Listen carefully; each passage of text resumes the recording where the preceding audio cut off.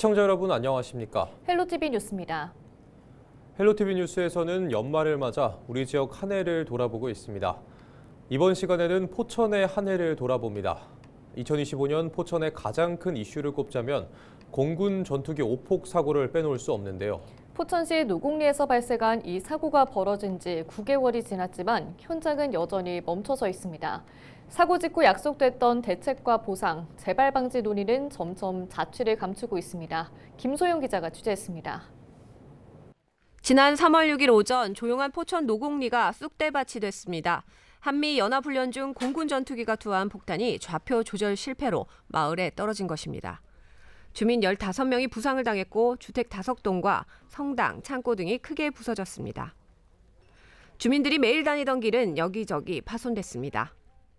하지만 사고보다 더 길게 남은 건 주민들의 마음속 상처입니다. 작은 소리에 놀라고 밤에는 불면증에 시달리는 주민들이 적지 않았습니다. 가슴이 처음엔 막 뛰었는데 지금은 괜찮지. 그래도 조금 큰 소리만 나면 여기가 두근두근대고 막 기운이 쫙 빠지는 거야. 지금도 약 타왔잖아, 오면서. 백영현 포천시장은 특별법 제정과 수도권 규제 완화, 사격장 통폐합, 국가주도 첨단 산업단지 조성을 정부에 요구했습니다. 그 환청이 자꾸 떠올라서 포탄이 떨어지는 환상이 생겨서 도저히 여기서는 살 수 없겠다 하는 것을 호소하는 주민들이 대부분에 있습니다. 그래서 아주 이 지역이 아닌 다른 지역으로 이주단지를 조성을 해서 이주를 시켜달라. 이런 가운데 사고로 중단된 한미연합훈련이 또다시 진행되면서 주민들은 여전히 불안에 떨기도 했습니다. 포천 지역 각종 단체들은 한미연합훈련을 즉각 중단해 줄 것을 요구했습니다. 하지만 훈련은 계속됐습니다. 국회의원은 특별법 추진을 약속했습니다. 그러나 국방부의 보상 협의는 지연됐고 대부분의 주택은 복구조차 시작하지 못했습니다.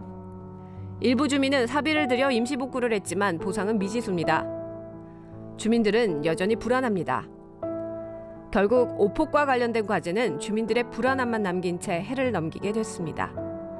헬로티비 뉴스 김소영입니다. 양주시의 한 아파트 지하주차장에서 문이 잠기지 않은 차량을 노려 금품을 훔친 중학생들이 경찰에 붙잡혔습니다. 양주경찰서는 특수절도 혐의로 중학생 3명을 입건해 조사하고 있다고 밝혔습니다. 이들은 지난 3일 새벽 양주시 옥정동의 한 아파트 지하주차장에서 차량 10여 대를 돌며 무선 이어폰 등 약 150만 원 상당의 금품을 훔친 혐의를 받고 있습니다. 경찰은 신고를 받고 출동해 현장에서 2명을 검거했고 달아난 1명은 이후 자진 출석했습니다. 조사 결과 이들은 전날 포천 일대에서도 비슷한 수법으로 범행한 것으로 확인됐습니다. 포천시는 공직윤리를 강화하기 위해 공직 5대 비위 근절 대책을 추진한다고 밝혔습니다. 기존 금품 향응 수수와 음주운전, 성비위에 더해 스토킹과 공금 횡령, 유용까지 포함해 공직 기강을 대폭 강화합니다. 포천시는 비위 발생 시 중징계는 물론 인사와 복지 전반에 걸친 불이익을 병행하고 음주운전 방조 은닉 행위에 대해서도 연대 책임을 적용할 방침입니다. 시는 이번 대책을 통해 중대 비위를 사전에 차단하고 투명한 공직 문화를 정착시키겠다고 밝혔습니다. 양주시는 문화관광 정책을 전담할 문화관광재단 설립 운영 조례안이 시의회를 통과했다고 밝혔습니다.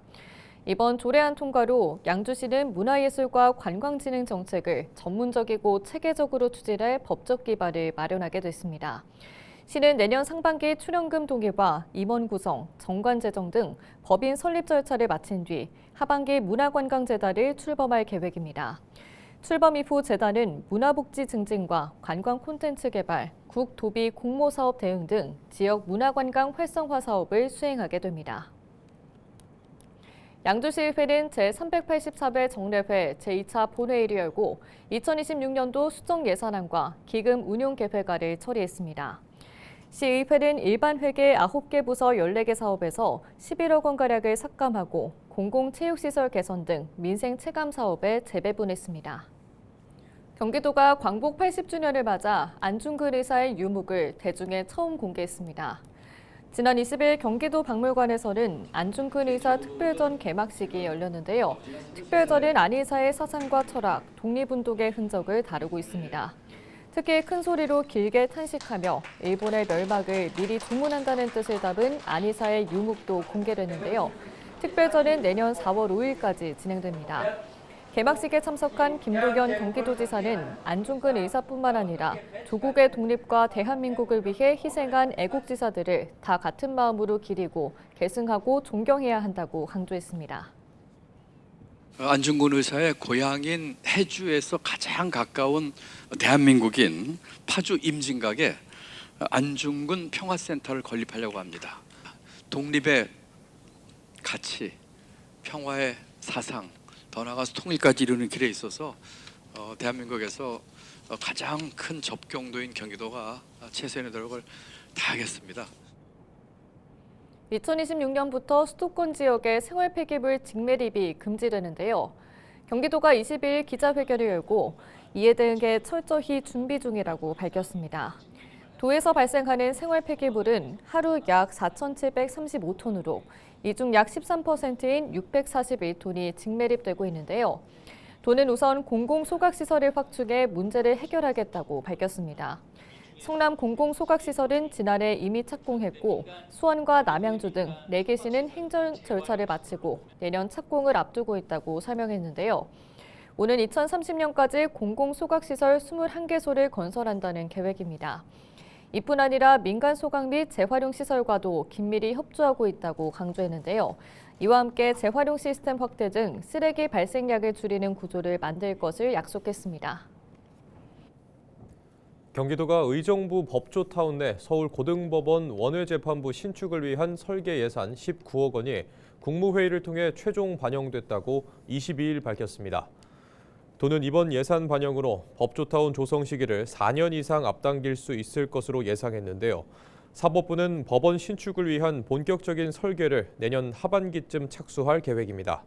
도 관계자는 경기 북부도민들의 수건인 서울고등법원 원외재판부 설치에 파란불이 켜졌다며 경기 북부도민들의 사법 접근성이 높아지는 것은 물론 지역균형 발전에도 기여할 것으로 전망된다고 말했습니다.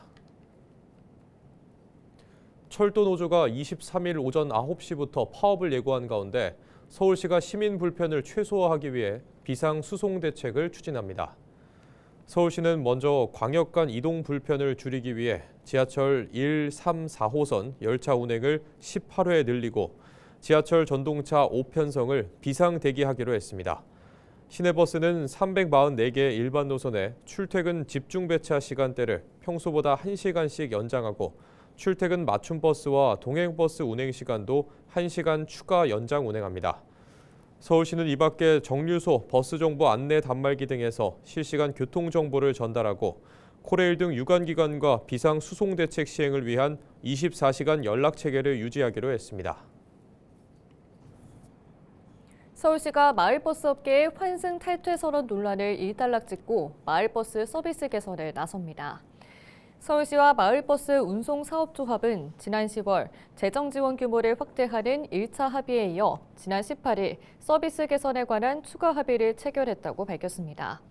서울시는 민원을 바탕으로 마을버스 252개 노선을 전수점검했고 내년부터 운행체계를 전환해 정시성과 안전성을 강화할 예정입니다. 이에 따라 내년 마을버스 전체 운행 횟수는 올해와 비교해 5% 증가할 예정이며 특히 적자업체 노선은 최대 12% 수준까지 증편될 예정입니다. 기후동행카드 누적 충전 건수가 도입 2년 만에 1,700만여 건을 넘어섰습니다.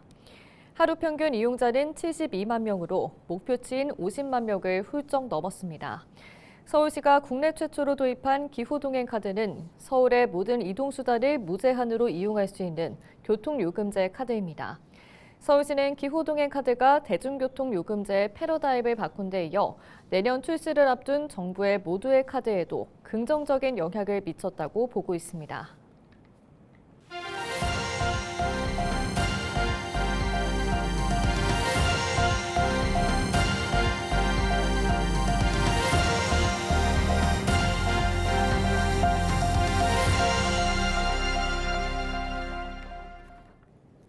인천시가 광역시도 노선 체계를 대대적으로 재정비합니다. 시는 송도 청라 경제자유구역과 계양 테크노밸리 등 개발 계획을 반영해 기존 68개 노선 891km였던 광역시도 노선을 76개 931km로 확대 고시했습니다. 신규 노선은 10개, 변경 13개, 폐지 2개로 전체 연장이 40km 늘어납니다.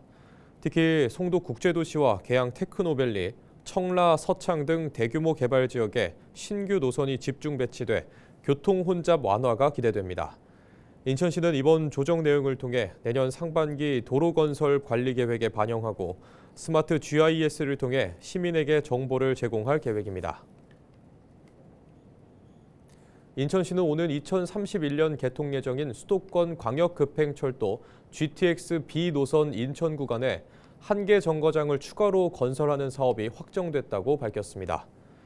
시는 국가철도공단이 진행한 GTX-B 추가 정거장 신설 타당성 검증에서 비용 편익인 BC값이 대형 투자사업 추진 기준치인 1.0을 웃도는 1.03으로 분석돼 사업 추진이 공식 확정됐다고 설명했습니다. 타당성 검증 결과 정거장이 추가로 설치되면 전 구간 일평균 이용 수요가 3,010명 증가할 것으로 예상됐습니다. GTX-B는 인천대 입구역에서 출발해 인천시청역과 부평역, 부천 종합운동장역을 거쳐 신도림역과 용산역, 서울역, 청량리역을 지나 남양주 마석까지 82.8km 구간에 건설될 예정입니다. 총 사업비는 민자 4조 2,894억 원과 재정 2조 5,584억 원을 합쳐 6조 8,478억 원이 소요될 전망입니다. 이번에 추가되는 역은 인천대 입구역과 인천시청역 사이이며 2,540억 원이 필요할 것으로 추산되고 있습니다. 관련 법령과 실시 협약에 따른 원인 자부담 원칙에 따라 인천시가 설계비와 공사비, 전액을 부담하게 됩니다.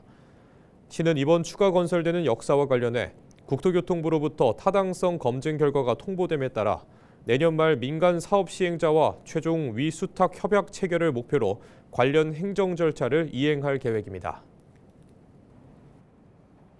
개항기 인천을 담은 선명한 영상이 공개됐습니다. 인천시는 최근 한국영상자료원이 발견한 개항기 영상 가운데 인천의 실제 모습을 담은 가장 오래된 영상자료를 확보했다고 밝혔습니다.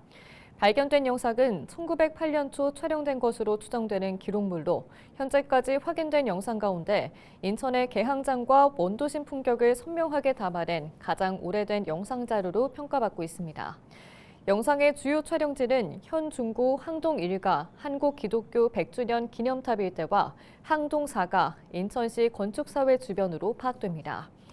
인천이 개항 이후 근대적 국제도시로 성장하던 초기 모습과 다양한 문화와 경제적 활력이 형성되던 시기의 도시 풍경을 생생하게 확인할 수 있어 역사적, 사료적 가치가 매우 큽니다.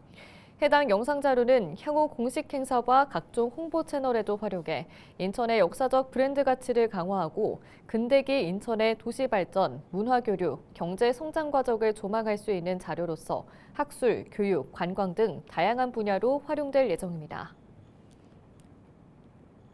승객 구호에 나서거나 사고를 예방한 3명의 시민이 올해 지하철 의인으로 선정됐습니다.